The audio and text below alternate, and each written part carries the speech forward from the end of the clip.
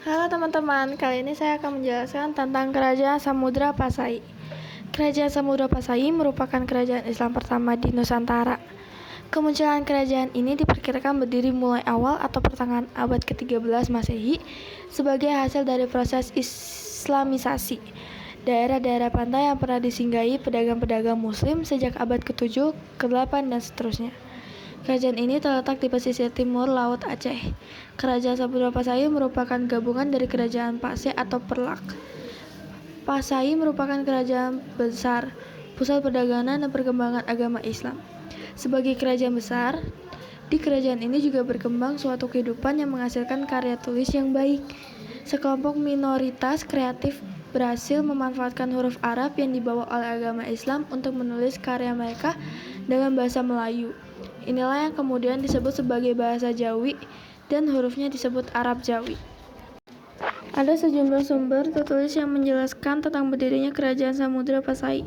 Di antaranya yaitu 2 berasal dari Nusantara, beberapa dari Cina, 1 dari Arab, 1 dari Italia, dan 1 dari Portugis. Sumber Nusantara antara lain Hikayat Raja Pasai atau HRP dan Sejarah Melayu atau SM.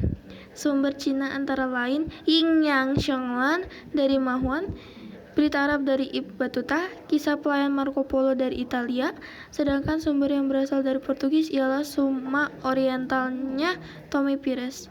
Naskah HRP diduga berasal dari sekitar tahun 1383 sampai 1390 atau sekurang-kurangnya akhir abad ke-14 atau awal abad ke-15. HRP dianggap sebagai karya historiografi Melayu tradisional tertua. Namun hingga saat ini naskah yang sampai hanya 1 yaitu dikenal sebagai naskah Raffles Malay nomor 67 dan sekarang tersimpan di The Royal Asiatic Society, London. Naskah itu berasal dari Jawa pada tahun 1815 pada masa Raffles menjadi Letnan Gubernur Jenderal. Berdasarkan isinya, HRP dapat dibagi menjadi 3 bagian, yaitu mengenai pembukaan negeri, samudra, dan Pasai serta raja-raja yang pertama yang telah memeluk agama Islam. Cerita mengenai perkembangan keadaan di Pasai, yaitu Raja Ahmad dari Pasai secara langsung atau tidak membunuh anak-anaknya, hal yang akhirnya mengakibatkan serangan Angkatan Laut Majapahit terhadap Pasai yang dikalahkan dan kemudian takluk kepada Majapahit. Cerita kemenangan Angkatan Majapahit di Kepulauan Indonesia dan cerita percobaan yang gagal untuk menaklukkan daerah Minangkabau. Dibandingkan dengan HRP, naskah SM yang sampai kepada kita ada beberapa buah naskah aslinya diduga berasal dari awal abad ke-17, mengingat peristiwa terakhir yang dikisahkan dalam SM terjadi sebelum tahun 1613. Dalam SM, kisah mengenai Pasai dan Samudra terdapat dalam cerita yang ke-7, ke-8, dan ke-9. Pada umumnya, para pakar berpendapat bahwa SM dalam beberapa bagian mendasarkan urayanya kepada HRM.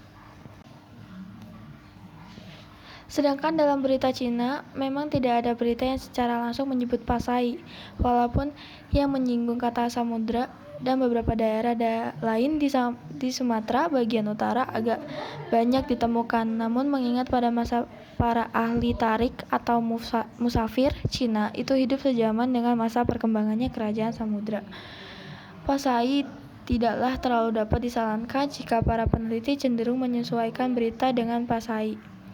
Seperti umumnya berita Cina, uraian tentang Pasai itu terutama berkenaan dengan berbagai keadaan alam dan keanehan adat atau tata kehidupan masyarakat yang berbeda dengan tata kehidupan masyarakat di Cina. Sekian dan terima kasih.